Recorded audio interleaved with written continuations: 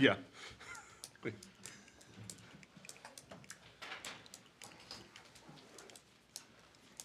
That way they Yours know is who on to order.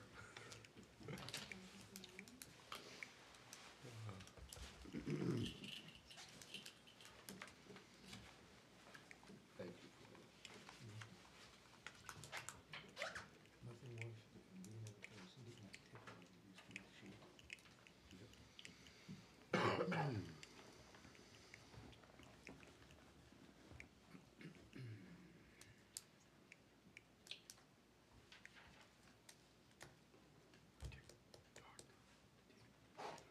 It says 6:29:45 there.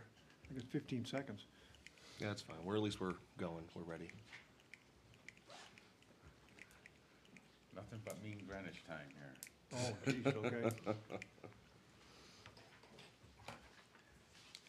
Time is 6:30. I'll call to order the December 16th Planning Board meeting.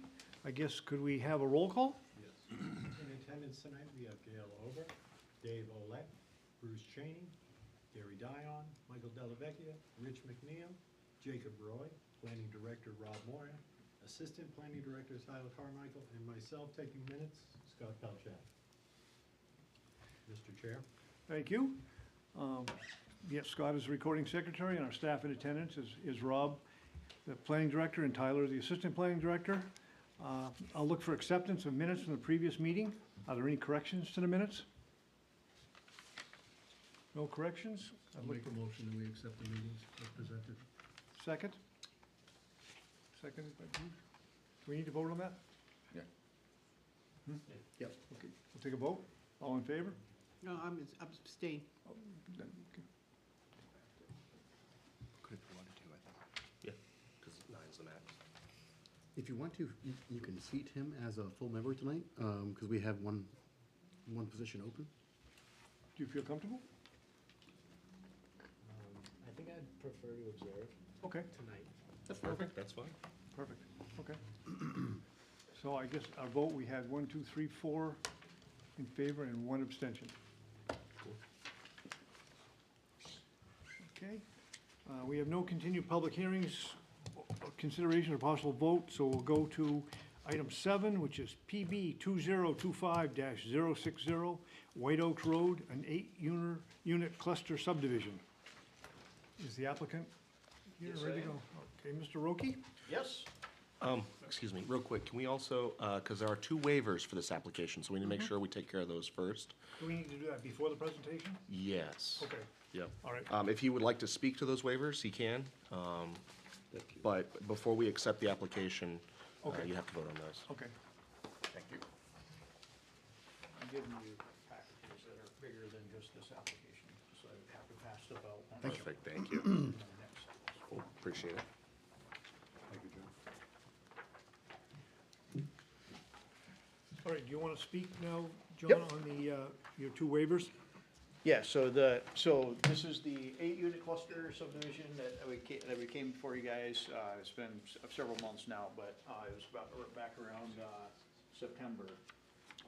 So the 2 waivers that we're asking for, one of them is for a reduced buffer setback in the R1 zone. So a normal cluster subdivision would have a 50-foot setback around the perimeter of the development. The ordinance specifically allows for a 40-foot buffer line with a waiver from the planning board. The reason why we're asking for this is we have a narrow way into the property, and then all the rest of it kind of just drops off down into the bottom and wetlands, and there's not a lot of other developable area. So we have that's the reason why we're doing a cluster kind of right in the beginning. So it helps, the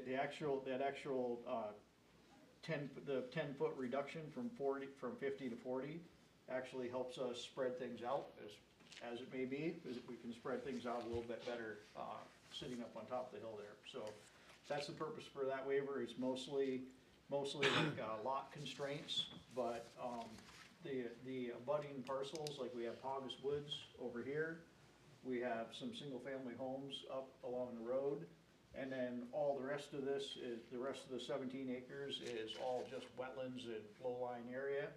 There's the Langley Cove open space, there's the Pogus Woods open space, and then out this way is Prescott Farm. So there's really nobody anywhere near the edges of what we're asking for the waiver for. So that's the kind of the background for that waiver. The second waiver we're asking for is for sidewalk in this project. There's obviously, we're out in the middle of R1 zone, there's no sidewalk along White Oaks Road. If we would put a sidewalk, try to put a sidewalk down in this 50-foot corridor out onto White Oaks Road, there's, I suppose anything's possible, but there's really no practical way of the city ever extending the sidewalk out on White Oaks Road. So the sidewalk would essentially go to nowhere on this development. Within the development, we basically have just a small cluster of houses. It's not, there's not a lot of room to have sidewalks where you can have recreation from the sidewalk in this development, because we basically come down into a cul-de-sac and that's it. So there's really nowhere to go, even if you do go out onto a sidewalk in this development. So that's the reason why we're asking for a waiver from the sidewalk on that one. Those are the Okay. two waivers. All right, yes. Question might be for Rob. On the cluster development, I thought the setback was 75 feet as opposed to 50.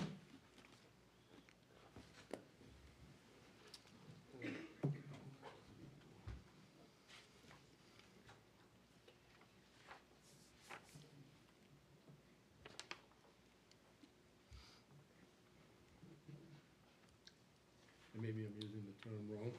I thought the buffer zone had to be 75 feet. So you are correct. In the RR1, it is a 75-foot waiver, but you can reduce it down to a 40-foot waiver, So it's which is not what he's 50 asking. as It's not represented. 50, it'd be 75, which would make it even more constraining for them to build, so, But you can still reduce it down to the 40 with the waiver. yep. Even better reason for the 40, please. Have you gone to the Conservation Commission? I don't know if I've gone to the There's no requirement for them to go to Conservation Commission. Yeah, Is we're there not, we don't I have know there's any, no requirement, but if we're gonna encroach on a wetland buffer, I'd be more comfortable. No, it's with not a it. wetland They're not buffer. encroaching on a wetland buffer. No. it's a cluster ordinance perimeter boundary, buffer. perimeter. Yeah, that we're not encroaching on any wetlands or wetland Okay. buffers or impacts or anything. All right.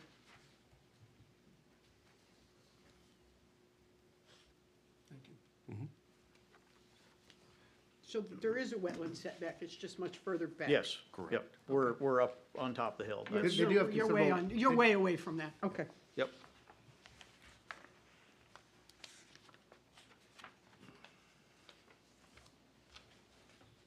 Any more discussion on the perimeter buffer? If I may, I would agree wholeheartedly that a sidewalk down here makes no sense. But I wonder if across the front of your property, we could get you to put in some sidewalk. I don't think it'd be a significant effort. But at some point, we need to start requiring sidewalks so that someday you Yep. can walk down the road. So if you could do that little piece in front, Yep. it doesn't look like. Yeah, the- it wouldn't be much because we have the flares of the road, where we connect onto White Oaks Road, but we could Yep. probably put in a little bit. It would be like 10 feet on either side. I understand, I Yep. just, I'd like to see us push that, because the day will come when somebody else will be in there, and maybe we can start adding sidewalks, which I think is good for the city. Thank you. Any more discussion? I would like that as part of the written, One of the conditions, one of the conditions of the waiver. the waiver, thank you. Do, Yeah.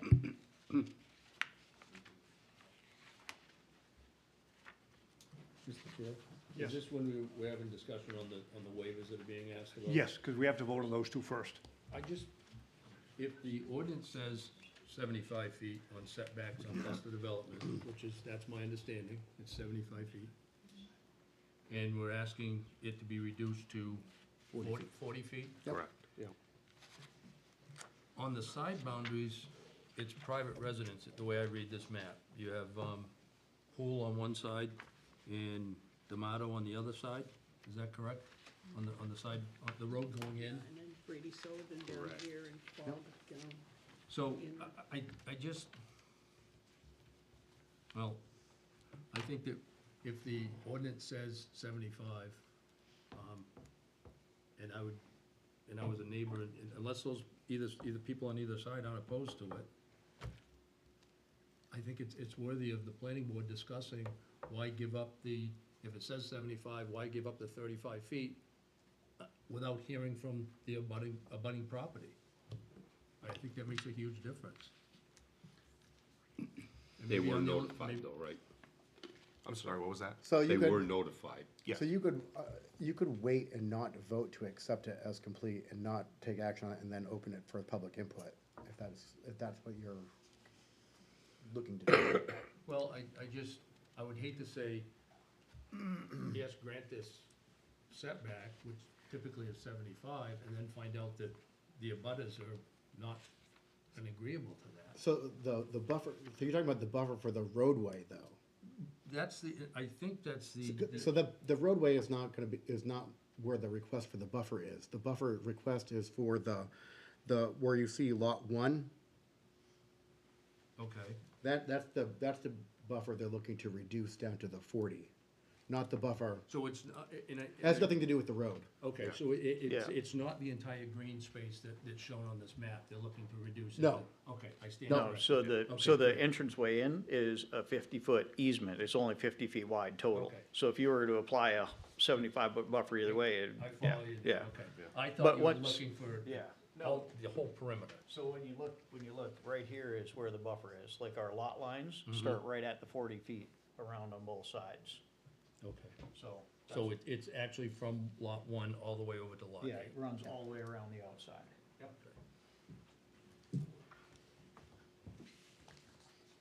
And going through the TRC meetings, if you look, the bulb of the cul-de-sac is closer than that area. The roadway itself, was not, is one It's of the exempt. allowed uses in the buffer, so.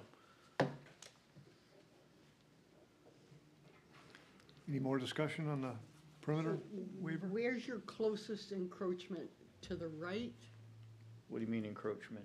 Well, where's None the, of our lots encroach based on the 40-foot buffer. yeah, okay, so, The road comes down, it's only a 50-foot wide total easement area that Oh, we have so- to get in. okay, so it's the road that you're looking for the, No, No, It's right here. It's right We're here. asking See for where it the says 40 foot? 40 Okay. foot buffer? For the That would houses normally only. be 75, and they're asking for a 40, Yep. over, right across. And there's actually all an the way additional across, same requirement thing of over 10 there. feet on top of whatever buffer you have. So all the houses are at least 50 feet away from any property line regardless. And I think that's, as the applicant kind of stated, that they were looking to reduce that buffer because if you have that buffer, they're pushing everything out closer to the wetlands and the ledge and the significant drop-off. So that's why they're really trying to reduce that to keep everything up towards the level area where they're not dealing with the ledge and The wetlands. and the wetlands.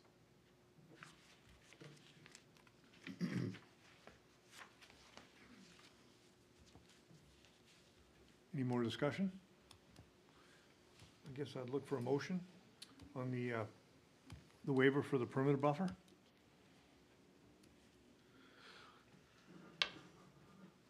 One more question, Rich. Sure. Don't we have a kitty for sidewalk waivers that money is put into a kitty to approve sidewalk somewhere else? So you could do an exaction for the sidewalk. We don't have an exact number. I've not got a quote from DPW for how much it would cost per linear foot for sidewalk.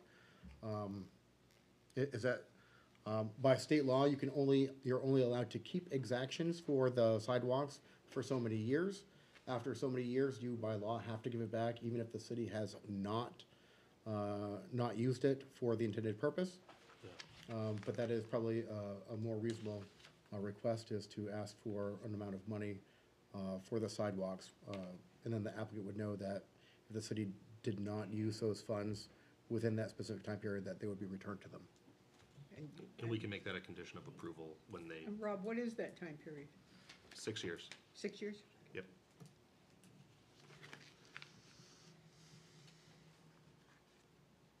How many feet long is this driveway? We start at 0, and by the time we get in, we're at about 500 feet. From White Oaks Road into where it opens? Yeah, the narrow corridor down in, it opens up at about 500 feet into the rest of the lot.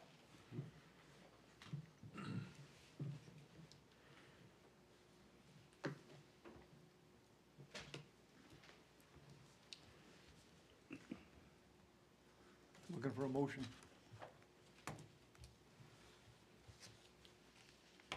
I'll make a motion to approve these are the Just the waivers. waivers.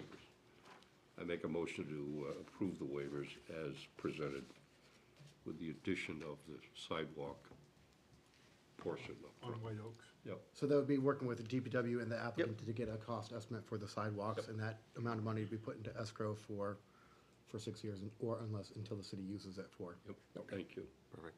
Okay. Second? Oh, thank you, Gary. All in favor?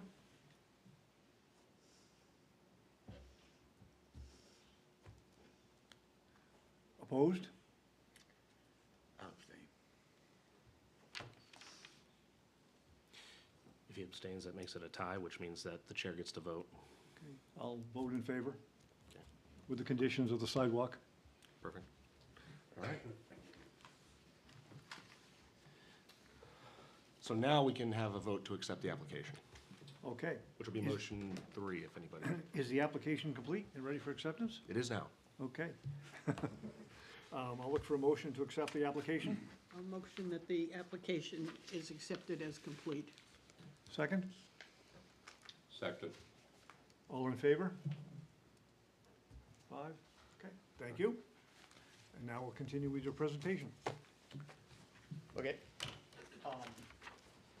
As we discussed when we come for the first part of the process, which is a conceptual review, we're doing an 8-lot subdivision, basically in the R1 zone. We have a 17-acre lot. You have to have at least 2 acres per unit in the R1 zone. So even though our lot is 17 acres and we have wetlands all over the place, and we have topography, and we back up to, like I said, the Langley Cove open space and Prescott Farm open space. We have basically our single road down into a cul-de-sac. We're doing 8 single-family homes. They're gonna be 3-bedroom homes with a 1-car garage. It's essentially the same house that's been built out in all the rest of Paugus Woods. I think there's like 45 or 50 of those there. There's similar to the ones that we had in Lilac Valley, so I think there's another 60 of them out there also. And they're all rental units. They've been renting out. They've been doing well with all that. These are gonna be, it's gonna be the same thing as Paugus Woods, where they could be sold at any time. They're all individually owned, individual houses, but they're just gonna retain ownership of all 8 of them at once. It's a private road. We have provisions for the drainage, as it comes down near to White Oaks Road. We have provisions for drainage out here. The water line is actually installed out here right now. I don't know if you guys have been watching everything going on White Oaks Road, but there's now sewer and water out in White Oaks Road. Our water comes in the main road, but we actually are bringing the sewer down and over into the pump station right next to Paugus Woods. The sewer pump station is down over here. There was really no good way to get it up. There's a little hump in the middle, so there was no good way to get the sewer up and over and into White Oaks Road and into that pump station. So it's actually just gonna gravity all the way out. We're leaving way more, like a lot of open space compared to what the regulations require, just because it's the nature of the lot. Everything is clustered down into just a small portion. It's all closed drainage. We've done all the drainage design. We've talked with, we've gone through TRC with the city of Laconia. As of the layout right here, we're underneath the requirement for an alteration of terrain permit. So we basically just have a sewer extension permit and a water hookup, and some local permits with the city for the road. we actually went through like several TRC meetings with this one, like we had discussed in September. This ended up being the way to actually do this subdivision. We were trying to go look at ways of, whether we were gonna do a variance or something like that to have it all in one building or just 5 units on one lot. And, the cluster subdivision is what made the most sense. So this is essentially like a very small Paugus Woods right next to Paugus Woods is what it ends up being. And it's designed the same way, it's laid out the same way. All the utilities are the same, it's very similar to Paugus Woods.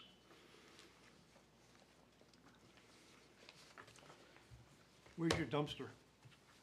There's no dumpster No in it. dumpster, it's gonna be private trash pickup in there? Yes, Okay. yep. I think Paugus is the same way, Is it okay? yeah, because Paugus is all internal private roads. Yep. Mr. Chair. Go ahead. John, the remaining land is gonna be common, Yes, all that? yep. And John, you said these units are for sale if someone wants to buy them, but for going forward, To begin with, it's gonna be, Brady Sullivan is going to retain ownership of all 8 units. And It's set up it's being approved as a cluster subdivision. It'll have all its own individual lots. They'll all have their own individual tax bills, but it's just gonna be held by one owner to start with. They're gonna build all 8 units themselves. They'll build the road, they'll build all eight units, and it'll be like the 8-unit development, just owned by one person.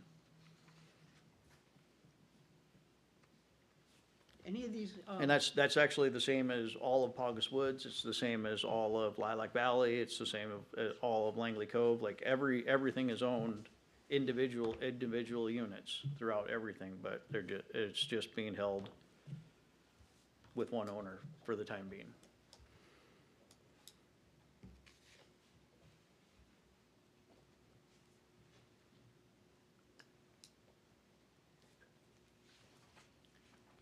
Any more questions for the applicant? Okay, I guess we'll open it at this time for a public hearing. Anybody wish to speak for or against this application?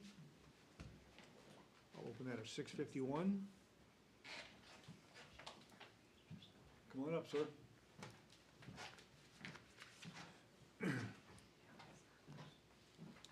My name is Keith Doobie. I live at 556 Weirs Boulevard, Capri Condominiums. We are directly across the street from the Langley Cove. And we've come before the board for many times over the years, very concerned about the cove.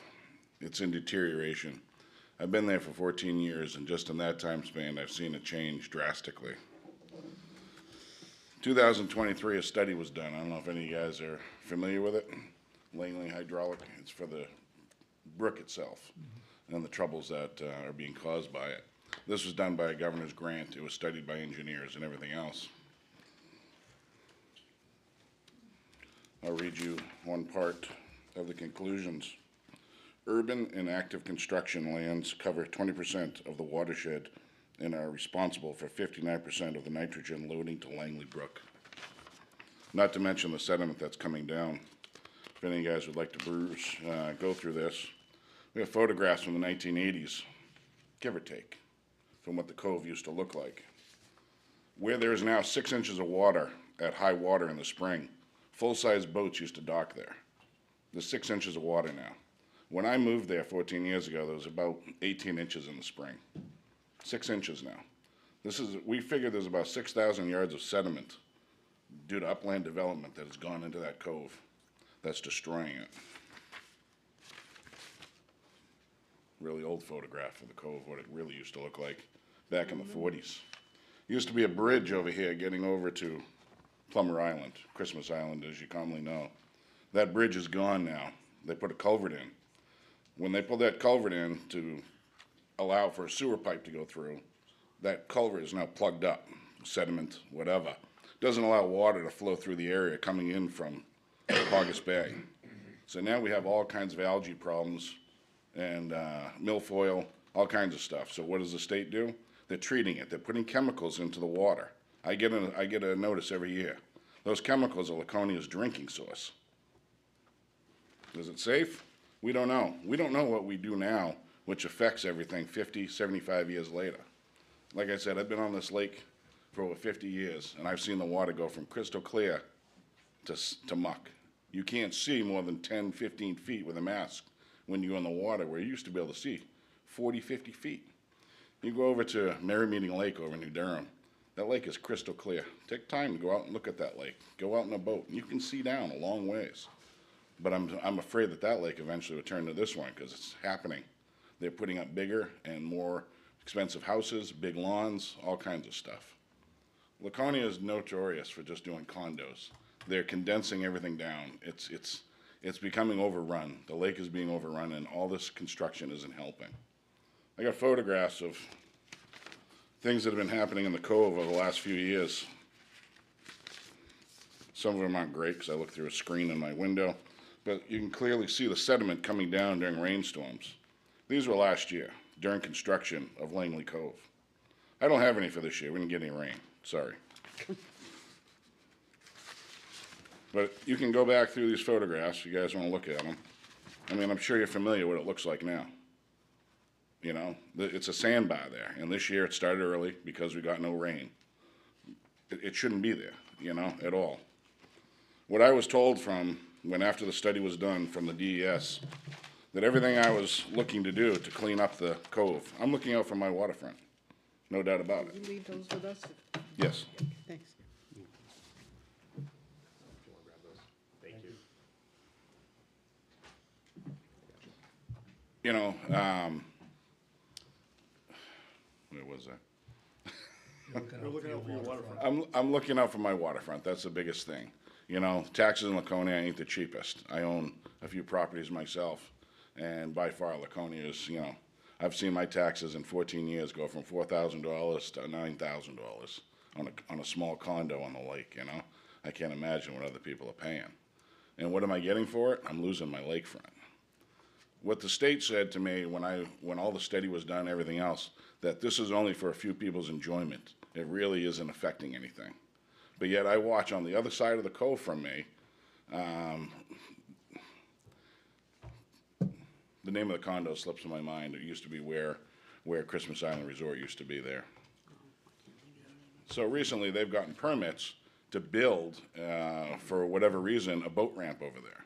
And I have pictures of machinery in the lake, digging and moving around, riprap and everything, and then trucks, 10-wheelers, triaxles backing in, dumping sand on top of that to make it smoother. Right now, there's a bunch of whatever covered with snow, a pile sitting at the end of that ramp in the lake, most likely. I haven't been close enough to see. So whatever they're going to be doing with that, I don't know. But here I am trying to get the cove emptied out and restore it to what it used to be, and then permits are being given to fill it in on the other side. But most of that study was done for Langley Cove about the brook and what's happening. And that was, you know, there's endless amounts of information in there, but it does specifically mention, you know, upland development and construction. You know, and I'm just afraid that, you know, from these photographs, it's just going to continue to happen. Every time something new goes in and along Langley Brook, it's going to continue to happen. This lake is a lifeblood and a life source of New Hampshire, and we're losing it. And you all know it. That's all I can say, you know? I'm not opposed to someone doing something what they want on their land, but when it affects somebody else's land or somebody else's rights, I'm being trampled. I'm a little guy. I'm not Brady Sullivan with a high-rise down in Manchester. Just a little guy. But I pay my taxes, and this is what's happening to me. Thank you. Thank you. Anyone else? Come on up, state your name and where you're from. How we doing? Randy Rockwood. I live at 618 White Oaks Road. So you mentioned that the rest of that property is just kind of low wetlands, just kind of backs up to Prescott. Prescott and the Langley Cove open space. Yep. 1,000 feet of that is my property too, so. Oh, okay. Yeah, it's, I mean, I'm probably gonna be looking at, you know, what are these 3 stories, right? Yeah, I'm definitely gonna be looking at these every time I go out back of my house. They're ranch-style houses. These are ranches? Yeah. What are these down here? That's a different project. Different project? All right, Yeah. thank God. Yeah. Yeah, these are just single-family ranch houses. But regardless, I mean, it's just like you said, I mean, it's, you know, I got 18 acres, I pay my taxes too, and I like having 18 acres by myself, you know, and I'm just watching, like you said, everything just get built up around us. That White Oaks Road used to be a nice road, it's, I mean, talk to Busby, it's pretty bad. But, thank you guys. Question for you. Where on this diagram are you located, your property? 618, I'm down, I'd be down on this end of it, where it's not even shown on that. Okay, thank you. Anyone else? Seeing none, I'll close the public hearing at 6:59. And I guess we'll look for the staff report. Yes, so, let me go back up here. So for the findings of fact, the application is complete and consistent with state and city land use regulations. The application and site plans were reviewed by the Technical Review Committee at its May 20th, 2025 meeting. After discussion with the committee members, it was mutually agreed that the applicant would return for a second review by TRC. The application and revised plans were reviewed by the Technical Review Committee at its August 20th, 2025 meeting. After discussion with the members, it was mutually agreed that the applicant would return for a third review by the TRC. The application and revised site plans were reviewed by the Technical Review Committee at its September 16th, 2025 meeting. After discussion with the committee members, it was mutually agreed that the applicant would return for a fourth review by the TRC. And then finally, the updated application and revised plans were reviewed by the TRC at its November 18th, 2025 meeting, and their comments have been incorporated in the recommended conditions of approval. And those conditions are: 1, for pre-construction requirements, all conditions in this section must be completed at least 2 weeks prior to commencing any work on site. Plans must be revised and submitted to the planning department to include all revisions required by the Technical Review Committee. The applicant must submit one of the following performance guarantees for site improvement and restoration security, including but not limited to street work, utility installations, landscaping, and final pavement to the planning department. Cash or check in an amount equal to 11% of the total estimated cost for all site work to be placed into escrow and returned to the applicant upon completion of the project, or a performance bond in an amount equal to the total estimated cost for all site work with the city as the obligee. HOA documents must be submitted to the planning department for review and approval. These documents must reflect that the association will be responsible for the water service beginning at the water main valve, and individual units will be responsible for their service from the curb stop in. Additionally, fire services will need to be included in these documents as well. These documents must be recorded at the Belknap County Register of Deeds at the applicant's expense. The addresses for all units must be issued by the Department of Public Works to ensure compliance with RSA 231-133 and 133-A. A 911 addressing plan must be submitted to the planning department for review and approval. The applicant must possess all required permits and approvals granted by federal, state, municipal boards or agencies. All permits and approvals must be in place prior to the signing and recording of the final plans in Mylar. Should any permit or approval be revoked at any time during the project, all work must cease until a new permit or approval is obtained. Copies of all permits and approvals must be provided by the applicant to the planning department. 4 final plan sets and a Mylar plan must be submitted to, reviewed, and approved by the planning department. The Mylar plan and notice of action must be recorded at the Belknap County Register of Deeds at the applicant's expense. Erosion controls must be in place and inspected and approved by the planning department. The planning department will perform regular inspections to ensure erosion controls are installed and maintained correctly. The planning department will perform regular site inspections to ensure compliance with city regulations and the conditions of this approval. A pre-construction meeting must be held between the developer and representatives from DPW, planning, fire, police, and water. Unless otherwise specified, all escrow checks must be received by the respective departments no later than 1 week following the pre-construction meeting. All other requirements in this section must be completed prior to conducting the pre-construction meeting. And with that, I'll also add in our sidewalk condition. So the applicant must provide a cost estimate to the planning department for the construction of sidewalks along White Oaks Road. The applicant must place into escrow an amount to be approved by the planning department based on the cost estimate. The funds will be returned to the applicant if the city does not expend the funds within 6 years. For construction requirements, all specifications for municipal water service as required by the water department apply to all construction. The water department must inspect all work on all water main and service lines. The applicant must adhere to all specifications as required by the Laconia Fire Department. Private trash and recycling services are required. If a dumpster or trash can enclosure is used, it must be located on a concrete pad and screened from view on all sides. For post-construction requirements, snow storage and/or removal must be provided by the property owner so drainage structures function properly and the required parking spaces can be utilized. Impact fees in the amount of $3,814.80 per dwelling unit must be paid to the planning department. Finally, the completion date, the project and all associated conditions must be completed by no later than December 2nd, 2032. If all conditions are not met, nor any extension application filed with the Laconia Planning Department by the completion date, this approval will be null and void. And I actually forgot, there's two more here. In accordance with RSA 674-39, this project is exempt from all regulatory changes for 7 years from the date of approval. This exemption shall only apply if the applicant commences active and substantial development of the property within 3 years from the date of approval. This project shall achieve active and substantial development when site work and infrastructure improvements have commenced and 20% of the foundation permits are issued and active. In accordance with RSA 674-39, this project shall be considered vested upon substantial completion of the approved improvements. This project shall achieve substantial completion when 100% of the site work and infrastructure are complete and 80% of the certificates of occupancy are issued. And that's the last one. I have a question for you. Yeah. This falls under the old impact fees? It does, because so tonight's applications were all submitted before the new impact fee ordinance was approved. Okay. So any applications moving forward we'll have Thank you those. for clarifying that, okay. I'll open it up now for discussion among the board.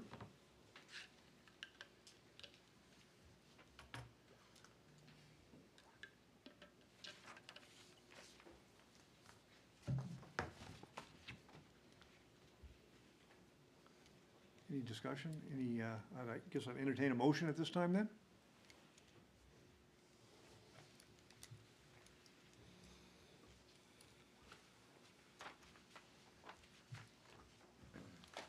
I'll make a motion to approve application PB 2025-60 for White Oaks Road with the conditions of approval presented in the staff report. Thank you. Second? I'll second that. Thank you, Gary. All in favor? Was it discussion on the motion? Okay, I guess, yeah, go ahead. I'm sensitive to the speaker who talked about the quality of Langley Cove. As somebody who, some of us grew up here and we remember what it looked like 50 or more years ago. I was pointing at Dennis. Dave, sorry. And I do remember it. Yes, yeah. And it's a valid point. Yeah, Very no, valid it is a valid point. There's a lot of locations that have erosion issues going on. Some in my neighborhood, as a matter of fact, so I'm sensitive to that going on too. Having said that, the regulations permit what is being asked for, so that's why I plan to vote for it in spite of the reservations.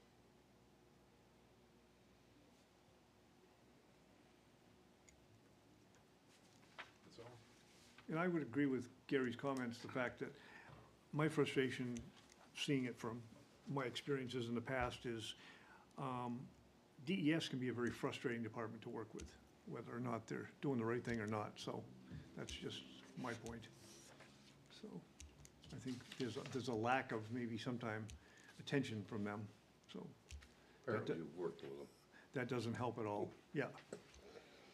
I guess, are we ready for a vote? Okay, all in favor? Okay, 3 opposed? Motion carries. Thank you.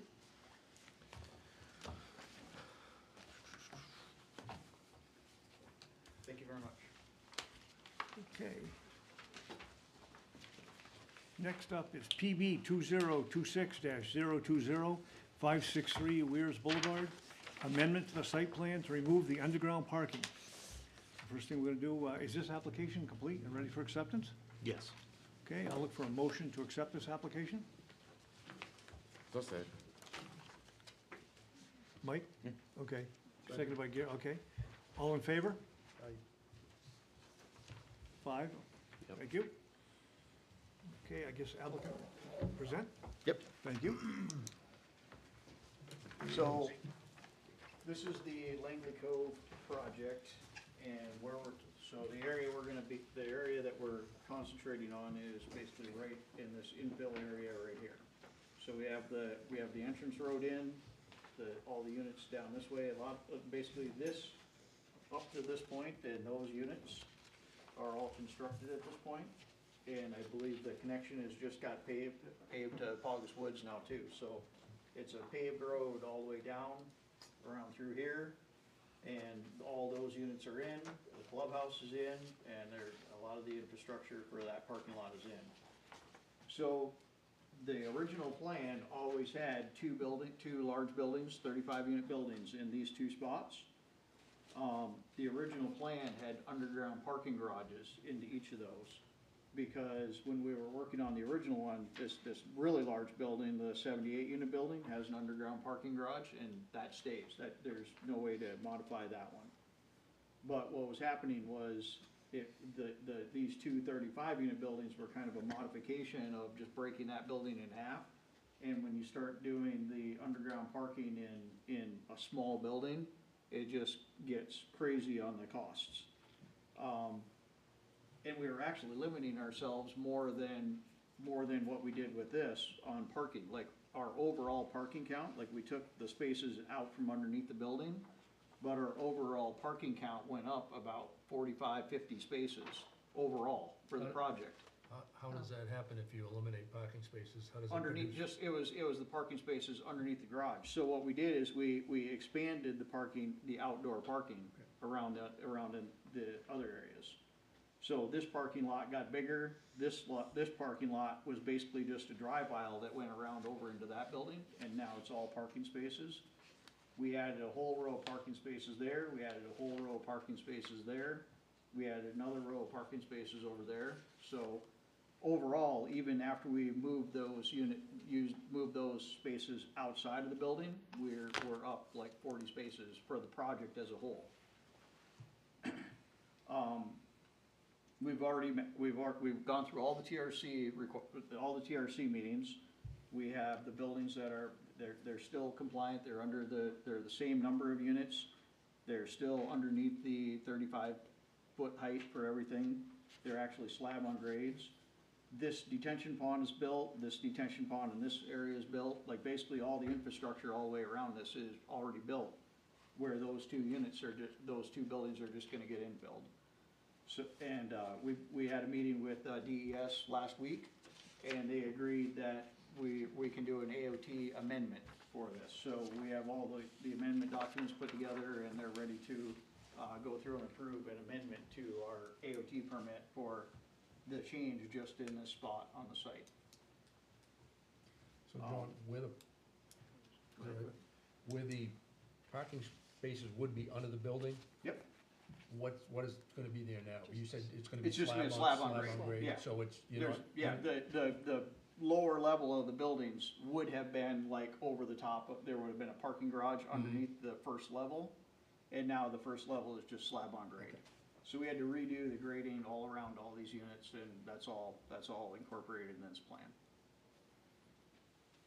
So essentially, we did an infill of two buildings, basically the same size. They're a little bit larger, and there's more outdoor parking, but the detention has already been modified and constructed correctly for it, so everything is ready to go for that. There you go. So what I'm hearing is you added more pavement. Yes, exactly. Yep. Okay. How does that adjust your previous green space calculations? Our green space calculations aren't even close, because we have the whole 33 acres on the other side. This is all one parcel, so we have, it's not even half the site that is. Half the site is completely untouched. Our green space calculations have never even been close. Okay. We have way more green space than what we need. And this area that we're dealing with is completely infill, like, it's all the way around, it's all closed drainage and directed into ponds, so there's no place where any of this drainage can go without being caught and detained and treated. That was what I was gonna ask. Now you've got more impervious surface Yes, correct. because of the pavement, but you've Yep. already got collection. Yeah, we've already got the collection surrounding the whole thing. It's already constructed in place working, so. So John, the dimensions of the building as it was proposed with the parking garage below, based on the dimensions of the changes, is that building any bigger? It's a little bit bigger, yes. What's a little bit? I don't like the idea of a little bit without hearing numbers, to be honest with you. I mean, is it, how much bigger? I'd have to look at I don't know that I'd be able to tell you the exact number right offhand. It might be as much, like 30 feet longer, something like that. It was about what we were. I think the other building was, yeah, about 30 feet. on both ways, and it might be 10 feet wider on the Did overall. you add more units or just make No. the existing Same, units bigger? same number of units, yeah. The building itself, the increase in the size of the building itself is small compared to the increase in the overall parking. Like the outdoor parking increased the impervious surface more than, I think we ended up with, it was like 26,000 square feet more of impervious surface overall with parking and the buildings.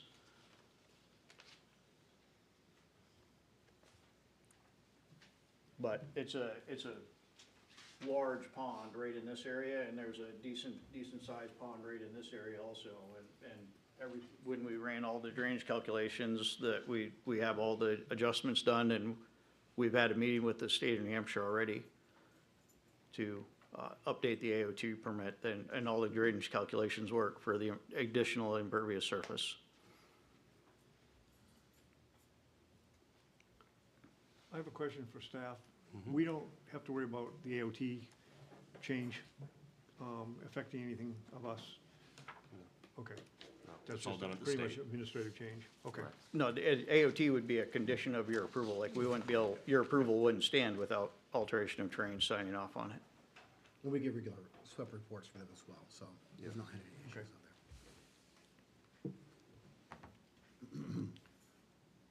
there. Okay, I guess at this time I'll open it for public hearing at 7:15. Anybody want to speak for or against? Come on up, state your name and where you're from. Hi, I'm Lynn Shufford. I live at 556 Wiz Boulevard. We're right at the street comes down, we're right here. Okay.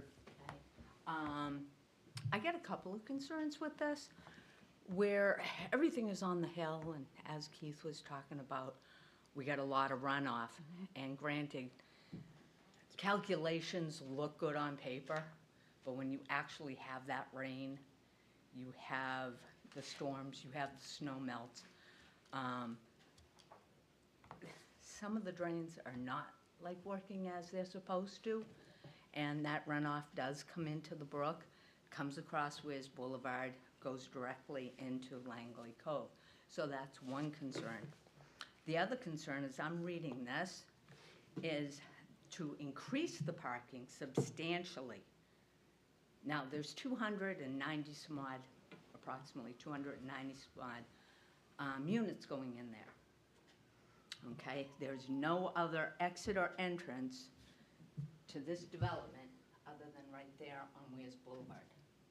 You increase the amount of parking spots that are going in there, so you're looking at 580 some odd parking cars potentially, plus these extra parking spots that can allow for extra cars going in there. You know? So I guess that's it. Thank you. Okay.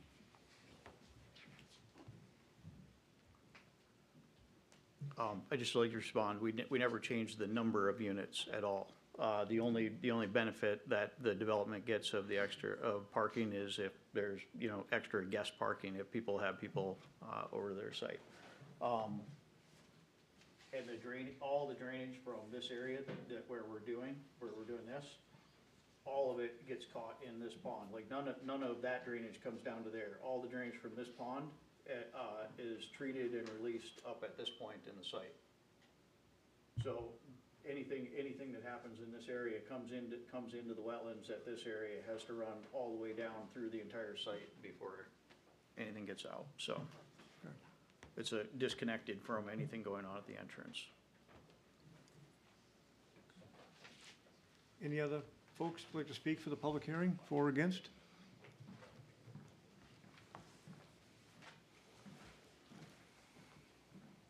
Keith Doobie again, 556 Weirs Boulevard. I own a detention pond myself on a property that I own, and engineered by, you know, local engineers in New Hampshire and everything else. And as, you know, as much as you like to think that the settlement is going to settle out before it goes out the exit, it doesn't. You know, some of it will get captured, but you still send out dirty water, you know. And after the start of the development and everything else, that's when those photographs were taken. After the first set of detention ponds were put in, there was still bleeding sediment out into the cove. And if you go look at, kind of hard to see now that we have snow cover, but if you go and actually look at where the sediment has gone now, it has gone not in front of us now, but all the way in front of Resort on the Bay. That sediment now has reached all the way over to their beach until the water has now found its way to head out further out into the cove. So what's going to happen is their beach is going to start to get filled in. They're going to be, maybe they're going to be happy. I don't know. Maybe that's going to create a bigger beach for them. I have no idea. But no matter what you do with the sediment ponds, it doesn't clean the water. It still goes out dirty. It still goes out with sediment, cloudy, and everything else. And it's just the way it happens. And again, what we decide today, nobody knows what it's going to affect 50, 75 years from now. None of us are going to be here. But I know the decisions that were made back 50, 60 years ago, I see them now. We have to see it. You know, we do. Yeah. Thank you. Thank you. Anyone else from the public like to speak for or against? Seeing none, I'll close the public hearing at 7:20. And we'll open it up for discussion. Oh, no, we ready for staff report? Yep, so for the findings of fact, the application is complete and consistent with state and city land use regulations. The original site plan was conditionally approved by the planning board at its July 10th, 2018 meeting. The application and site plans were reviewed by the Technical Review Committee at its October 21st, 2025 meeting. After discussion with the committee members, it was mutually agreed that the applicant would return for a second review by TRC. The revised application and site plans were reviewed by the TRC at its November 18th, 2025 meeting. Their comments have been incorporated into the recommended conditions of approval, which are, number 1, plans must be revised and submitted to the planning department to include all revisions required by the Technical Review Committee. 4 final plan sets must be submitted to, reviewed, and approved by the planning department. These plan sets must include all amendments and revisions previously approved by the planning board and required by city, state, and federal agencies. The planning department will perform regular site inspections to ensure compliance with city regulations and the conditions of this approval. All specifications for municipal water service as required by the water department apply to all construction. The water department must inspect all work on all water main and service lines. The applicant must adhere to all specifications as required by the Laconia Fire Department. Private trash and recycling services are required if a dumpster or a trash can enclosure is used. It must be located on a concrete pad and screened from view on all sides. The required number of parking spaces must be delineated by paint, sign, or other method as approved by the Laconia Planning Department.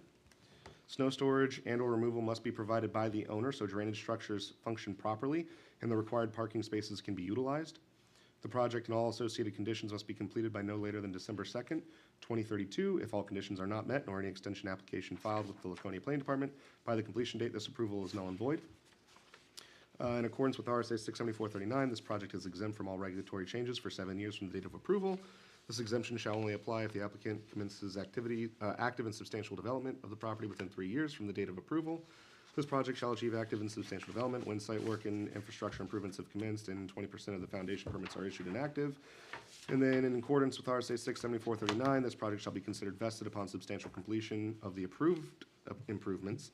This project shall achieve substantial completion when 100% of the site work and infrastructure are complete and 80% of the certificates of occupancy are issued.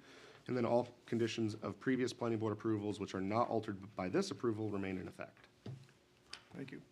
Guess I'll open it up for discussion among the board. The driveway to Pogus Woods, is that gonna be gated? Or is that gonna be an exit and entrance for the, John? I don't think you've closed the public hearing yet, so this is gated, this is gated. So that's just Yeah, emergency only? that was a huge part of the discussion with, when we were doing Pogus Woods and this is the secondary access for Pogus Woods through Langley, and it's the second access for Langley out that way, but it's gated. It's a paved, the road is there, it's paved, it'll be, clear, but it's gated. Very good. Did I not close the public hearing? You did. Oh, I thought I did, okay. Go ahead, Gail. Yeah, I'm not in love with adding more pavement in there. Well, I'm really not. I remember what happened 2 years ago when that whole thing washed out onto Weirds Boulevard, and just adding more pavement is just gonna exacerbate any possible runoff through there. I'm not gonna support this. That it costs more money isn't the problem with the planning board.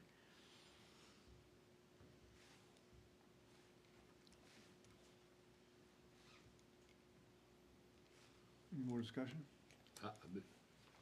I worry about the entrance off of Weir's Boulevard. I don't know what the rest of you, but in the summertime, driving through there, it might take an hour or two to get out of this place. I presume they can go out the back way, but No, that's gated. well, There's no back way. if they're residents, I presume they have gate control. No, I believe Fire that's an department only, Yeah, emergency I'm very services concerned would have about them. this, I really am. So I just want to reemphasize to the board, the number of units have already been approved. And we're only here to talk about the parking, right? We're only here talking about they're removing the underground parking under under the structures, and they're adding the paved parking area. Everything else is already constructed. And- Right, and- but correct me if I'm wrong. By removing the parking under the parking garage, it would add additional parking spots within in this development. Right, so they are adding paved parking area. Paved, yes. Yes. Yes, so anything you do is based off of a pavement area. Right. Another thing to consider too is that they are within their green space requirements, so to deny them because they're taking away green space, as long as they don't So go they've over met that. their- No, I totally understand that they're within the green space requirements, but I think we can all agree, if you have grass, gravel, loam versus pavement, one sheds water absolutely quicker than the other. And if we want to take note to some of the concerns downhill of this development, Yeah. is the amount of water that's being shed and how it's being shed. And some of us know how retention ponds are designed to work. They hold water, but they release water. I can't support, I'm gonna vote no. So part of that is having the AOT permit, which is approved by DES, which is evaluating all of these things. So And they we already get, have that approval from DES. I mean, we do get regular SWIP reports as well, along with DES. This new permit would now alter, moving forward, what DES is looking at, which would now be incorporated in their new SWIP reports as well. So if there is an issue and DES gets a hold of that, now they can start their enforcement processes to clear up any drainage issues. In all due respect, DES is busy, put it that way. Yeah. We've heard from the public, and I can't disagree with several of the issues as far as sediment going into Langley Brook. And I think that by putting more pavement uphill from Langley Brook, common sense would dictate you're probably gonna put more water into the retention ponds, which potentially could put more sediment into Langley Brook. And as a sitting a member of a planning board, I'd be remiss if I didn't take concern on that. Yeah. That's all I have, thank you. Gary? Tyler and Rob, could you refresh my memory a little bit? John had talked about all the runoff being caught and running into the detention pond. The detention pond was designed based upon the former parking configuration? Correct, and then new calculations were ran with the increased pavement to show that it would still support Okay. the increase in pavement. So when the detention pond releases water, it goes where? To that wetland area? Yes, it How does drains it out. go there? Is it like piped there, or is it run through grassy swale? I think it would probably be appropriate to call their engineer back up Yeah. and have them explain the technical aspect. Question for John. Okay. Yeah, so, Did you hear my question? Yes, It I was did. like, once Yep. the detention pond is, because the grassy swale obviously is gonna catch a little more sediment than a pipe, right? so the outlet of the detention pond is right in this area here. Yep. And the outlet pipe ends about right here. And Yeah. there's a swale and it goes underneath this road and out across, out into this wetland area. And that's actually, it actually goes out onto the White Oaks Road site that you guys had looked at just before. This lot right here is the cluster subdivision. And that's where this detention pond outlets into the wetland system out there. Yep. And then down, it makes its way through the wetlands on that site Right. before it gets to Langley Brook. So and Langley, eventually gets caught in Langley there. Brook is off the side of the map there? Yeah, the brook is off over Okay. here, yeah, and the outlet of the pipe is over here on our site, Yep. yeah. So it has quite a ways of overland flow before it gets to the wetland, and it has quite a ways of overland flow through the wetland before it would ever get directly to the brook. The entire wetland obviously drains into the brook? Yes, Okay. yep. And this pond is definitely oversized, it's, the way it was being constructed, everything, we had double checked all the calculations, it's all according to what we have as part of this plan. Everything that's constructed out there is actually sized for the additional pavement. 500-year flood? 500, no. 500 year? Well, you know, 100-year floods happen every 10 years now, so. Yeah, yes. If you're in northern Vermont, every 5. Yeah. But no, everything is designed, none of this can go anywhere. It's bounded by roads and parking and like it can't go unchecked anywhere but this pond. And the pond is sized correctly for that.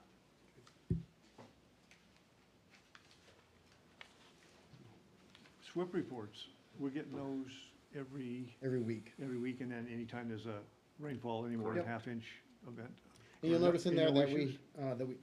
we have not had, no issues have been brought to us. Yeah. When they first started, there were some issues. Has been brought up, but And- since then, we have not had Correct. any issues. And Public Works goes out there on a very regular basis, and we go out there on a weekly basis as well. And if you look at the proposed conditions, that Tyler went over, was condition 3. I was gonna hit on this at a later date, when we, not a later date, later in the meeting. We did hire a project manager that will be starting January 5th, who is a civil engineer, who will be going out weekly to review these projects as well. And I think that engineer is very well informed of what's going on in the city. Okay. Any more discussion? Question for staff. If we approve this, could we get Brady Sullivan to dredge Langley Cove? So that, the dredging of that cove is a separate issue that I think is being worked on through some of the private owners out there. And before the state allows them to dredge that, there are corrective actions that need to be taken, which is why that permit has not been approved. So they're trying to dredge it and the state won't let them? I believe the state denied their permit to dredge that without some remediation work being completed, that is contributing to the sediment leading into the cove. That's Langley Brook Correct. and the runoff from Langley Apartments. Those issues, so it's a very complex issue. I would also just point out that we are not the state, we are not DES, and we do not have jurisdiction over the lake. So if there is a permit to dredge the lake, I think that question would be better directed towards DES, since they're the ones that have jurisdiction and ultimately make that call. With that said, they do examine the runoff from Langley Brook, factors into that, and they're certainly looking at the watershed when making their determination. Now, whether or not that's what's causing the holdup, I don't think we're the experts to ask there. I think DES is the one to ask what the holdup is as well. And DES is also reviewing their AOT permit as well and is on board with amending it. So, again, I think that those concerns are better worked out with the state. John and Murphy might have more information on, There's something completely outside of the Langley Cove project and everything that I don't know if everybody is aware of. The Langley Cove bridge is being ripped out and completely redone, probably within a year. So the whole boulevard is gonna be shut down for quite a while, coming up shortly, and all that bridge is gonna be gone, and the way Langley Brook comes into the lake is gonna be altered dramatically coming up shortly, so. and this project is paying for, I think, a third We're of paying for a that third of work that. to be completed.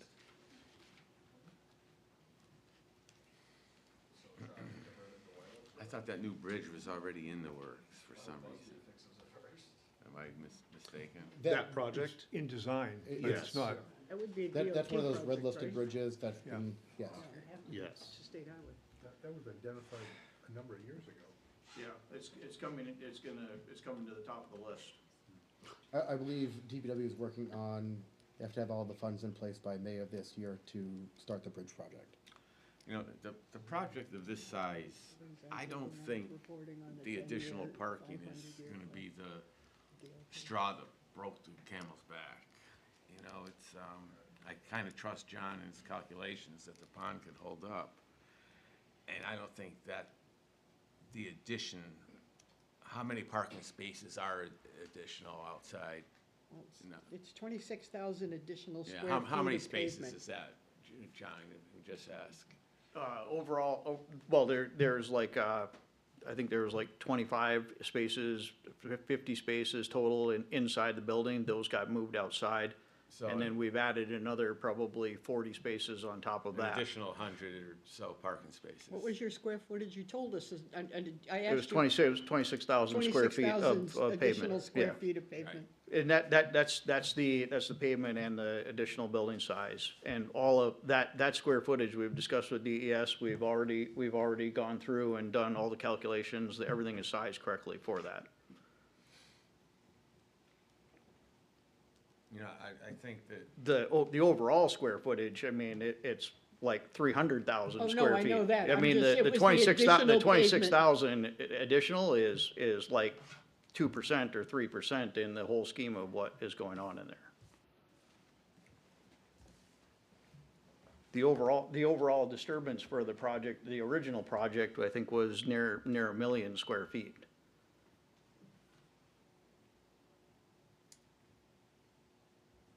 so like I said, 26,000 Yeah. is not the straw that's gonna break the camel's back here. So to refuse them,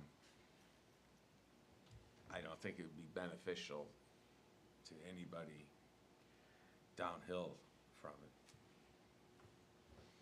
Can I clean up a couple questions you guys just had? Certainly.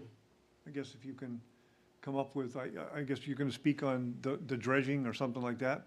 Yeah, everything that we have been told from the DES plus the bridge construction. Okay, You need to sure, go ahead. reopen- You need to reopen the public hearing. Okay, I'll reopen the public hearing at 7:35. Keith Doobie, 556 Weirs Boulevard, Capri Condos. So what we've been told as far as the bridge construction goes, that's gonna be fall of '26, in October, and it'll be shut down for quite some time. Anyone leaving our driveway, if we want to go to the Weirs, you'd have to go up and around White Oaks or whatever, and from Resort on the Bay, you know, those guys would have to go around if they wanted to go to Shaw's. So that's what we've been told. As far as the dredging in the cove goes, this construction had absolutely nothing to do with dredging. They aren't gonna be doing anything to clean up the cove. They're gonna be doing a little bit of, you know, bridge work, I guess, that'll extend a little bit down our shorelines, you know, a little bit to solidify, which is fine. Everything else. So we did look into dredging, and, you know, just rough estimates is about $500,000 to dredge that out. I don't have it in my back pocket. I wish I did, you know. You know, so looking to have the state clean it up and everything else, we came up with a couple different proposals that might be a little more feasible, and the state shut us down on completely all of it. And at the same time, like I said, they were allowed to fill in a boat ramp on the other side. So we have not gotten anywhere with it. We're told that they have to solidify the brook first. I don't know what's been done up there. I have no idea. I haven't been up there. Has anybody solidified the brook or what's going on? Because once that's done, then maybe the DES can talk about the cove. But That's something that conservation, if I could just add to what he's saying, is that's something that the Conservation Commission has also been trying to investigate at the same time is, it was Winnipesaukee River Basin, was it, what? Oh, the Winnipesaukee Alliance? Yeah. yes, Yes. They had done some research into what needed to be done in order for DES to approve the dredge and fill permit there. And some of their findings, they needed more information, but they were gonna have to go onto private property to do it. So there's a whole layer of getting permissions and going through and finding out what actually needs to be done. A lot of that work predates the actual start of the Langley Cove development itself, since they just started, I think, in the last Like a year and a half. year 2 and a years, half. yeah. So this has been an ongoing issue for how many years, probably? we guesstimate from the photographs that I originally have to what it looks like now. Like I said, it's probably about 40 years ago. 40 years. So when it stuff predates started. really this Langley Cove development itself. They are going to be working on the bridge, which is probably one of the factors that's contributing to some of the sediment out there. But there's other things upstream from Langley Cove, wildlife issues that have dammed things up and released over time, so there's a lot of compounded issues that are leading to the. Now, to my understanding, I've only been there 14 years, but I've walked up in there, take the dog up there, walk up there. My understanding that development was started back in late 80s, early 90s until the economy collapsed out and roads were put in but never solidified, no ponds were put in, nothing. The roads were there, foundations were there, things like that. And then it was abandoned. To my understanding, that's what happened. And during that period of time was when all the settlements started coming in. Because we've had people that have been living in their resort on the Bay and Capri from back in the 70s and 80s, and they remember what it used to be. A lot of them aren't there anymore, passed away, so on. But That predates me. Yeah. All right, well, thank you. okay, thank you. I'll close the public hearing again at 7:39. Hold on.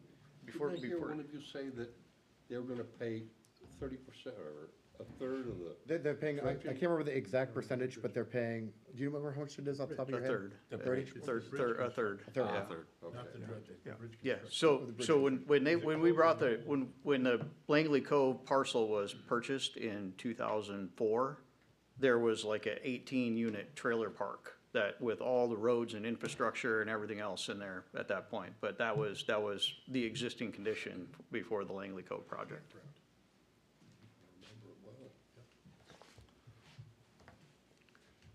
Any more discussion? I guess I'll look for a motion to approve or deny.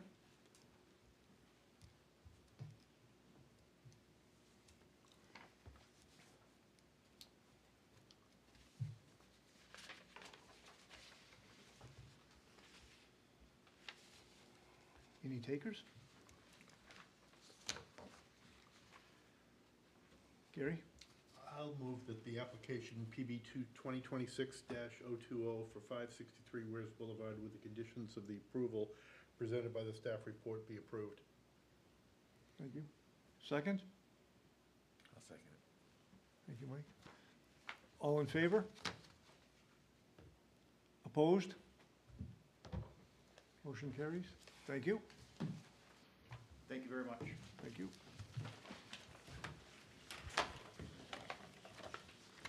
Next up is PB 2026-017, 18 Endicott Street North, an amendment to site plan to replace proposed boat storage buildings with additional parking and a pickup/drop-off area for customers. Is this application complete and ready for acceptance? Yes. Thank you. I guess we'll look for a motion to accept this application. Make a motion to accept the application. Thank you, Dave. Second? Second.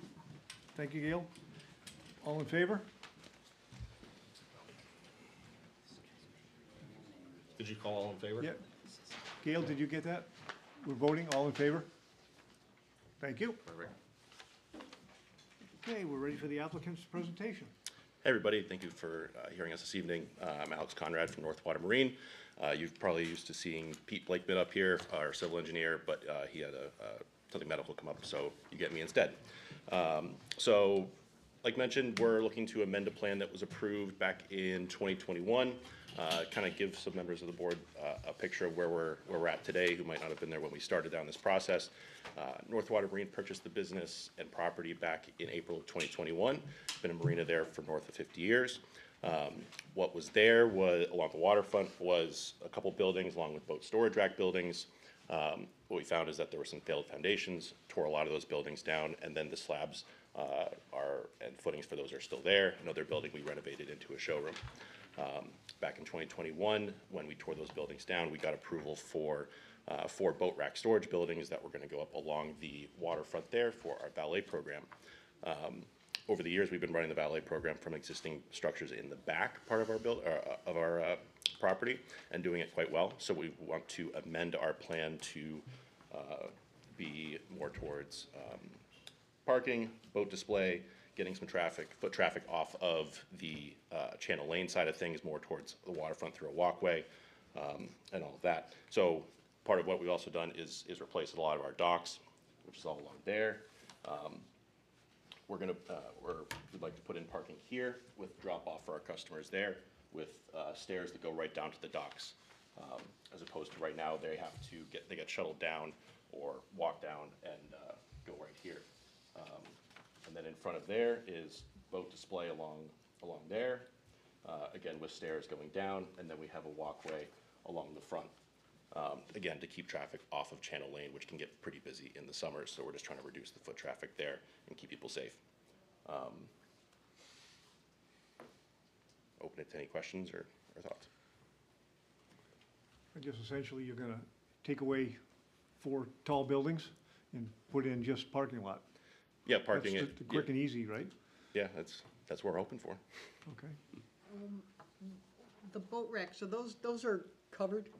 They have like, Yeah, they're like got a roof over them? Yeah, it was a 3-sided building. That's what I thought. Yeah, with Okay. a roof on it. So we're not really adding to the impervious surface? No, we're actually reducing it in the whole lot by about 9%. Okay. Okay. All right. So I guess we'll open it up at this time for the public hearing. It's 7:44. Anybody like to speak for or against? Come on up.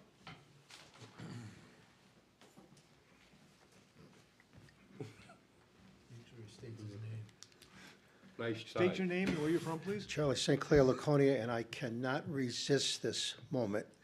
This is the best news I've heard, excuse me, in a long, long time, the change to this plan. And I speak for many of the residents up in the Weirs Beach area and quite frankly for the city people. So, thank you. Thank you. Anyone else for or against? Seeing none, it's 7:45. I'll close the public hearing. And I guess we'll look for the staff report. Certainly. So, the application is complete and consistent with state and city land use regulations. The original site plan was conditionally approved by the planning board at its November 9th, 2021 meeting. The application and site plans were reviewed by the Technical Review Committee at its October 21st, 2025 meeting. After discussion with the committee members, it was mutually agreed that the applicant would return for a second review by the TRC. The revised application and site plans were reviewed by the TRC at its November 18th, 2025 meeting, and their comments have been incorporated in the recommended conditions of approval, which are: 4 final plan sets must be submitted to, reviewed, and approved by the planning department. Erosion controls must be in place and inspected and approved by the planning department.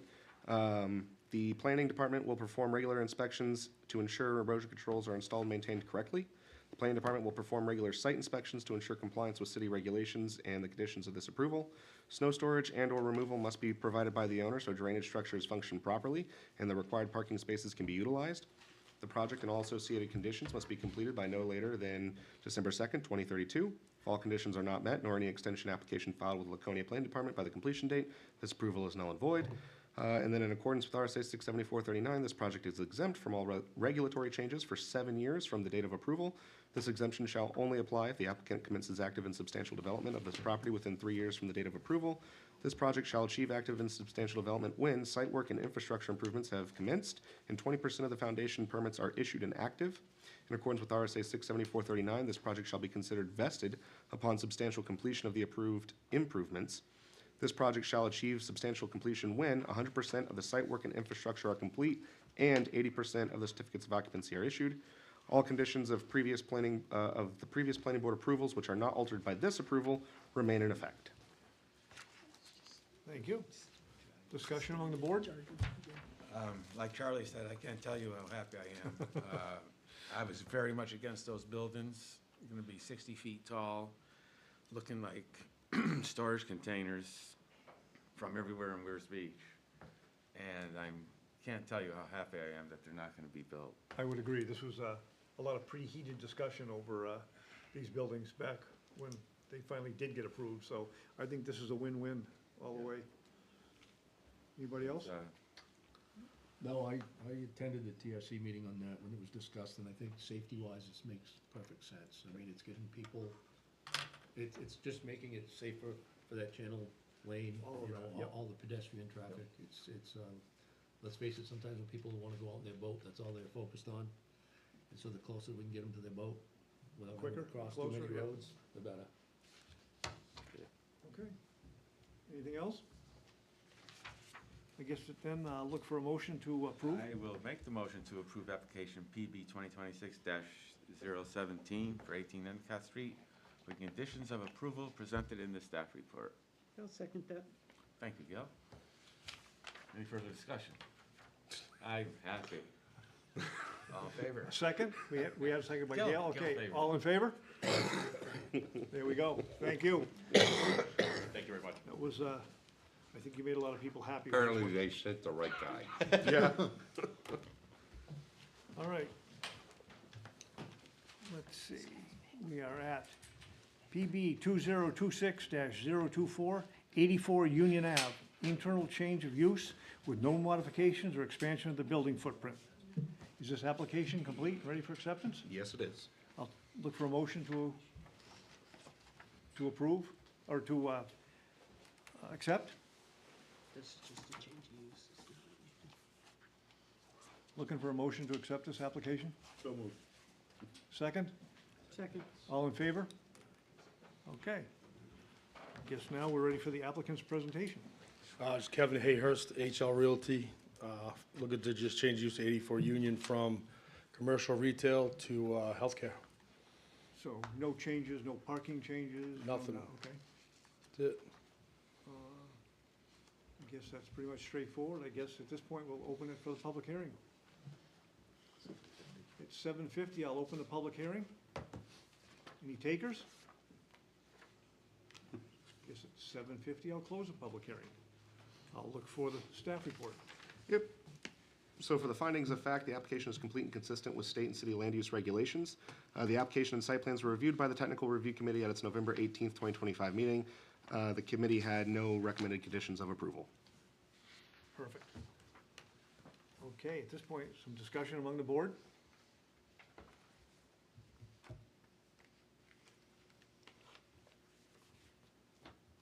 So no changes per se, other than who's occupying the building. Yeah, no changes. No discussion? I guess I'd look for, go ahead. So, based on the change in the use of the building, is there, is any foreseen additional parking spacing needed, or is it? Nope. What is there now? It was commercial retail. It's been empty since I bought it. Okay. Give me a bearing on where it is on Union Ave? First place on the left. Yeah, right across the warehouse, right across the way. Okay. Right next to Stewart Park. That building, okay. Yeah. That big brick building? Yeah. And because there are no changes to the footprint of the building, Right. being in the UC, Okay. they don't have to. On the park, yeah, okay. Correct. Okay. And just the size of the building is why I'm in front of you. Okay, great, thank you. Any more discussion? I guess I'd look for a motion. I'll move, Planning Board Application 2026-2024, 84 Union Avenue, as presented, with the staff report as presented. Second? I'll second that. Thank you, Dave. All in favor?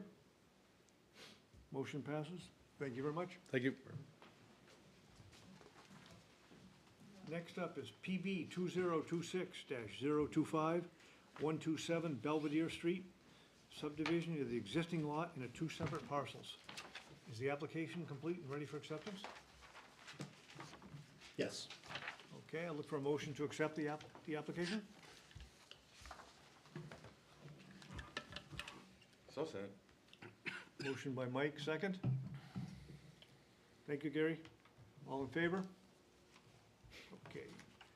Now we'll have the applicant's presentation. Good evening, Mark Kanada-Matraki from GC Engineering, 635 Main Street in Laconia. I'm representing Samantha Secord, the owner and the applicant of the property. Essentially, it's a fairly straightforward application. It's an existing city lot. It's double-sized, and the applicant is looking to split it into two separate lots. It has frontage on two separate streets, Belvedere Street and North Street, and she's looking to cut it right down the middle. So each lot will have separate frontage on each street, accessibility to each city road, and it will become a separate lot of record. So we're essentially looking for conditional approval tonight, as spelled out in the staff report that they're gonna read, and happy to answer any questions that you have. You're not creating any irregular lots, so this would have to go to the zoning board, right? It already went to the zoning board. Oh, went to the zoning board and the ZBA approved it? They approved reduced side and rear setbacks, reduced green space, reduced lot size, and reduced road frontage. If I read this correctly, we're taking a long lot fronting on two streets, and we're making two lots, one facing each street. Yeah, correct. Okay, I wanna make Oh, sure. okay, this was a deep lot, Yeah. not a wide lot. Correct, Okay. yep. Yep, so they went to zoning Yeah, board. there's a lot of lots up there that October have, that have that dynamic, is they're narrow, but they're very deep. Yep. Chickens up there. Okay, I guess at this time, I'll open the public hearing at 7:54. Anybody like to speak for or against? Come on up.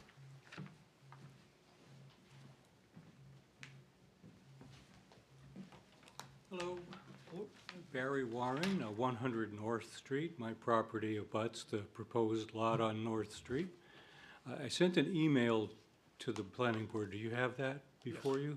Yep, we forwarded. Okay, so my concerns are the same as in the email. I don't have anything to add to that. Okay. The fact that So if you it's a s- your take that into concern is It's a smaller consideration. lot than the other lots. Pardon me? Your concern is it's a smaller lot than existing lots on North Street. Yes. Okay. And also concern about the size of a potential building that could be built on it because of its size.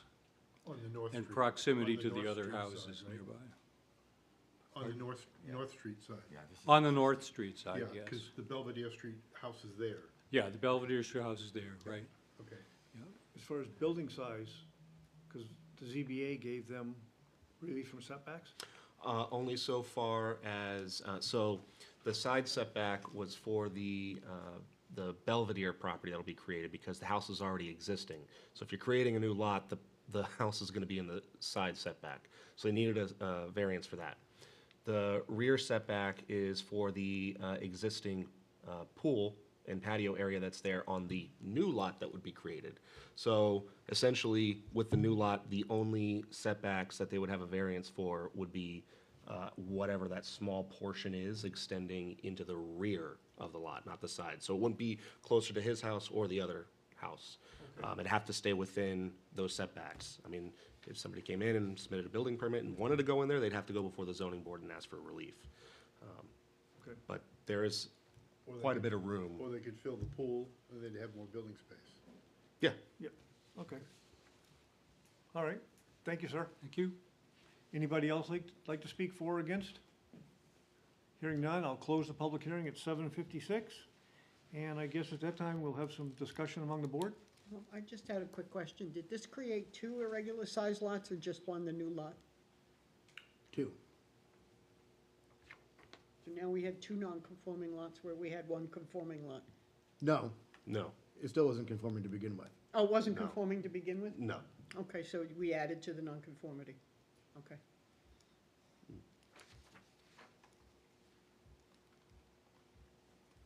This might be a question for, if you're standing on Belvedere Street, looking at the existing house, we're talking to the left of that, correct, that area? Is that No, straight behind. straight behind? So Okay. this lot currently spans from Belvedere Street all the way across to North Street. Okay, And it's essentially gonna be cut in half the long way. So there'll be a lot in the front that's fronting on Belvedere Street where the existing home house is, yeah, okay, And then this lot will now be a vacant lot fronting on North Street. okay. I actually went and looked at it and was trying to piece it together, okay, thank you. Any more discussion? I guess I'll look for a motion to approve or deny. Do you want the staff report? Oh, sorry. No, you're good. The application is complete and consistent with state and city land use regulations. At its October 20th, 2025 meeting, the Zoning Board of Adjustment granted variances to allow for reduced side and rear setbacks, reduced green space, reduced lot size, and reduced road frontage. The application and site plans were reviewed by the Technical Review Committee at its October 20th, 2025 meeting. Their comments have been incorporated in the recommended conditions of approval, which are Plans must be revised and submitted to the planning department to include the following. Remove the map, block, lot, and unit number references for proposed lots and relabel them as Lot 1 and Lot 2. And then proposed utility connections for the new lot must be added as well to the plan. 4 final plan sets and a Mylar plan must be submitted to, reviewed, and approved by the planning department. The Mylar plan and notice of action must be recorded at the Belknap County Register of Deeds at the applicant's expense. Impact fees in the amount of $3,814.80 per new dwelling unit must be paid to the planning department. The subdivision and all associated conditions must be completed by no later than December 2nd, 2032. If all conditions are not met, nor any extension application filed with Laconia Planning Department by the completion date, this approval is null and void. Thank you. Mm-hmm. Yes, we'll open it up for discussion. Anybody? It's a tight area, but, you know, you use another house in there. I guess I'll look for a motion to approve or deny. Thank you, Gary. Look for a second. Can you read it, Gary, please? Yeah, I can read it. I move that application PB 2026-025 for 127 Belvedere Street be approved with the conditions of approval presented by the staff report. Thank you. Second? I'll second. Thank you, Mike. All in favor? Thank you very much. Thank you. Thank you very much.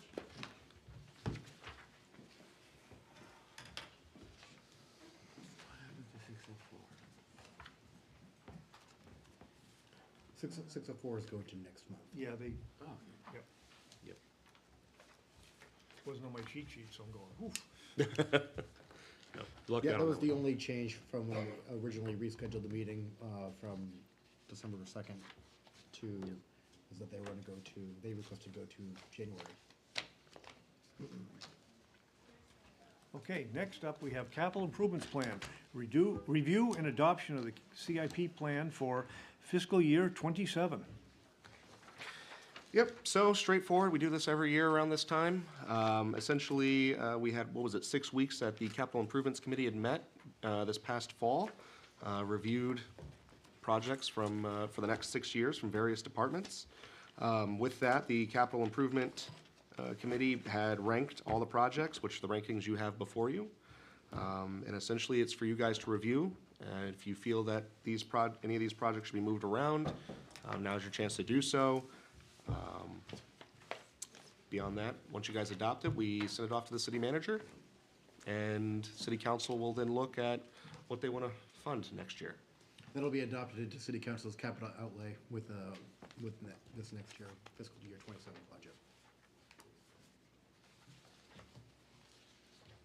Okay, thank you very much. I guess at this time then, 8:01, I will open the public hearing for the CIP.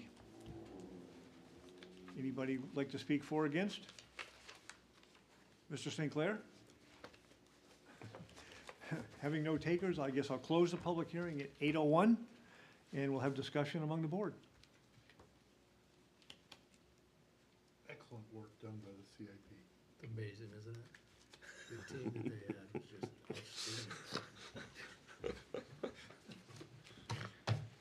Come on now, it was pretty exciting. We had some good presentations. We did. It was, It was eye-opening. for myself. Yeah, yeah. Takes a lot of money to run a city. Yes, it does, yep. So we can count on you volunteering next year to be a part of CIP. I don't remember hearing him say I just said it. All right. I didn't I say think, that. I think CIP is very exciting. Yeah. Yeah, I think so, yeah. Just as exciting as buying a Powerball ticket. Only if you're the winner. So I guess at this, I'll look for a motion to approve. So moved. Second.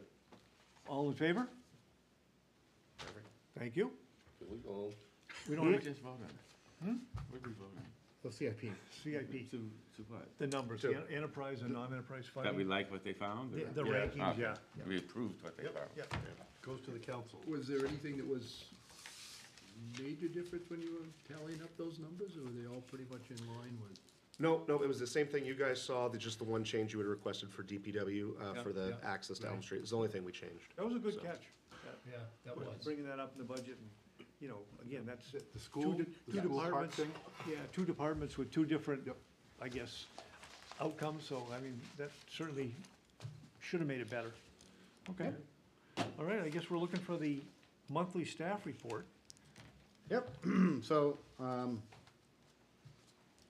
we've seen a lot of applications this year, so that's, I kinda hit on that here. With that, we did hire our project manager, so you may know who he is, it's, Wes Anderson down at DPW, who's in the. Not a stranger? Yep, it's in the newspaper the other day. We did do a reorganization of the planning department. Before we had a conservation technician and a zoning technician. Now we just have 2 planner technicians. And it'd be redistributed who did the boards. So Scott is taking over for planning board, master plan steering committee, and technical review committee. Gray is taking over for zoning board, historic district commission, and special events. And Savannah will be doing the conservation and the TIF districts. And then every 6 months, the 2 planner technicians will swap. And whoever had zoning board will have planning board, and whoever had planning board will have zoning board. So it kind of gives them a better chance to get more well-rounded in land use law and understand how the mechanics of both the boards work. With that, we're still finalizing the traffic study for the state school project. The third-party review for stormwater management, for their stormwater management plan, should be completed at the end of this month.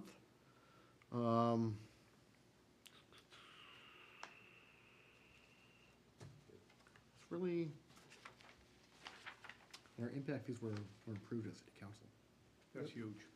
So, we had a developer come in the other day, and he asked, if he was subject to the new impact fees, and since he was already approved, I said, you're not, you're under their old ones. He said, so what's the new one? I said, it's about just shy of $10,000 for a single home. He goes, oh. He goes, what Salem's paying. Yeah. So, What did he say, Rob? that's what Salem charges us for. Yeah, for his developments down there. He's like, yeah, that's about right on the money. So it was encouraging to hear that He even the agreed that, developer. he goes, we're right on the money where we should be. Yeah. So, that's the third developer now I've heard that same things from, so Yeah. Good. nobody's complained about them. Great job by you guys on that one. So, I think it was very important that we did it, and I think that, especially with the state school project coming up, it's the right choice to That's pay for the huge, improvements that we're gonna huge. do. Yep. I think there might be infrastructure needs. I think there might be. Just a Maybe couple. Couple. I guess we're looking for next liaison reports. City council? Nothing. Okay, I That's got, not true. okay. I'm sure this will come as a surprise to everybody here, but this is my last meeting.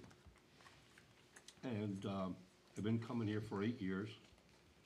There's nobody on this board I didn't like, which is unusual. And I was always impressed with how everybody here put in an effort. New folks, old folks, everybody. I've worked with 3 planners. This is the best of the 3 we've ever had.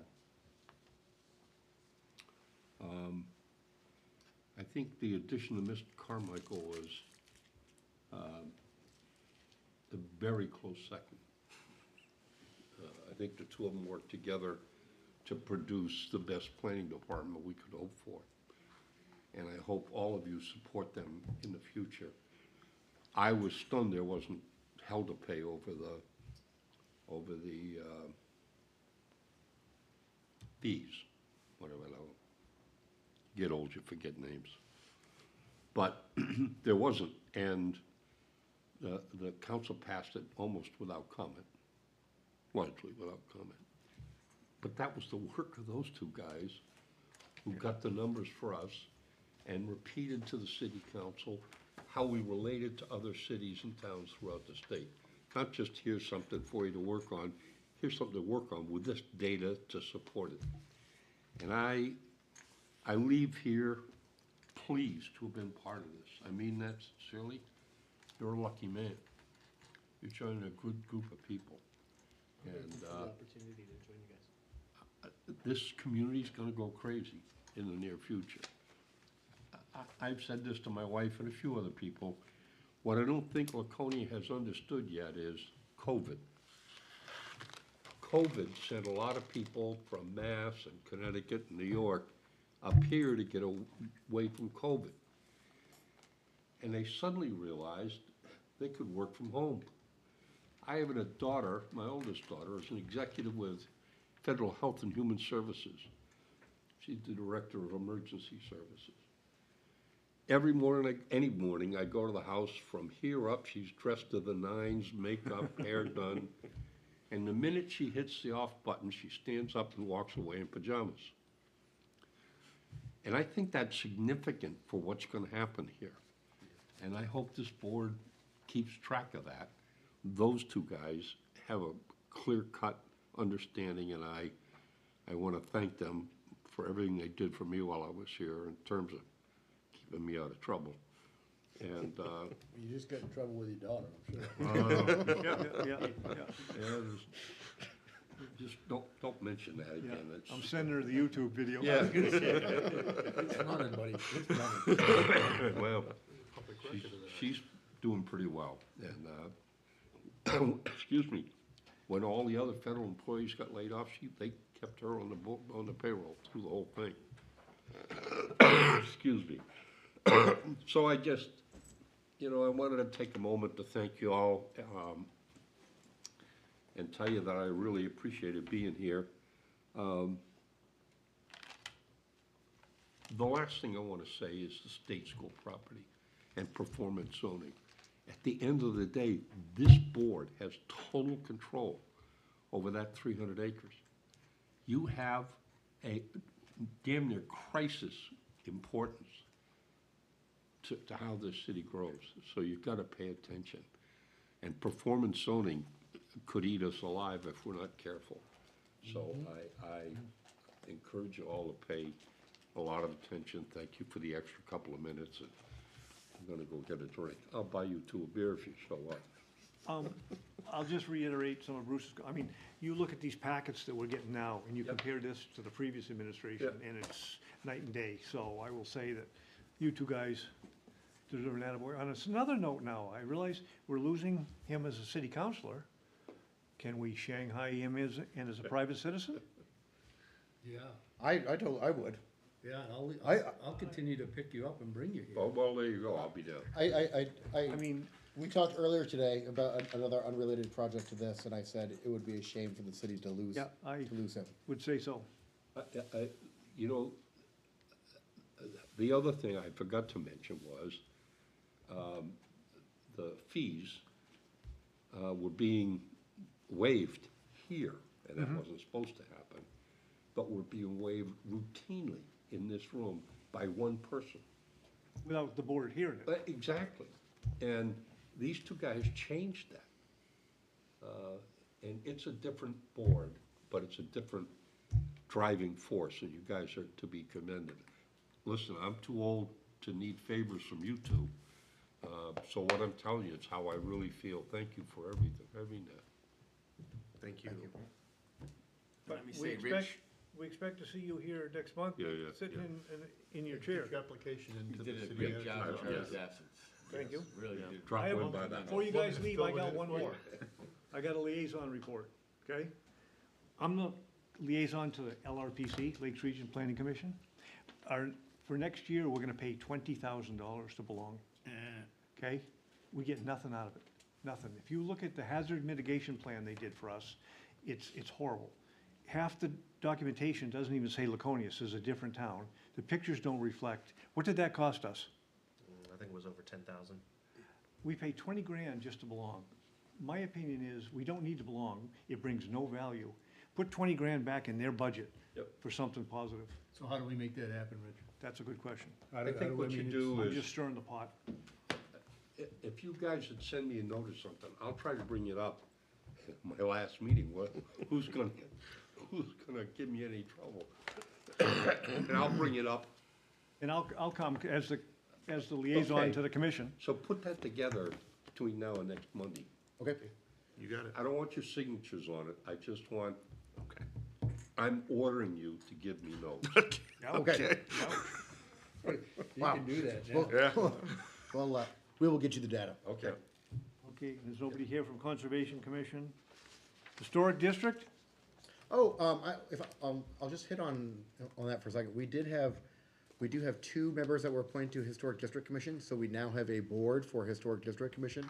We'll be coordinating to work with them to have their first meeting, early next year. So we're very excited about that, and, there were also two members appointed to Conservation Commission, so they actually have a full board. Yeah, and two alternates appointed to zoning board as well, Yep. so. You Well, we're can doing- thank Bob Susi for that. So No, I'm serious. it is a struggle to get people on Yep. land use boards, and We have a new alternate member, And and we are- we have a new citizen member, and we'll be getting a new counselor. So we're good to go. but it is so important, and I say it all the time, you know, this is where residents can make the impact of you like it or you dislike it, you want this or you don't want that, and this is where you make the difference. It's not on the Facebook page, Laconia's talking? Yeah, Oh, yeah. jeez. Some people think it is, man, oh, man. I steer clear of Facebook. Nothing happens off that? I don't go there. I just want to thank all you guys for helping me out, meeting. holding did a this fine seat job, down Rich. till Charlie comes back next month. It's all yours. It's all downhill Don't we from get to here. vote on that, though? Was there a new election? No, Charlie's coming back. He's already down there. I'm just warming the seat up. I guess, are we all, we set? As long- As long as you guys don't have anything else. Nothing else? We're holding a second meeting over across. I guess the I'll way. call the meetings adjourned at 8:14. Yeah. The drinking begin? I got an hour on my. We're not leaving till we're heaving? An hour on my furlough. Charlie's picking up the tab. Oh, I'm coming. Whoa! Perfect.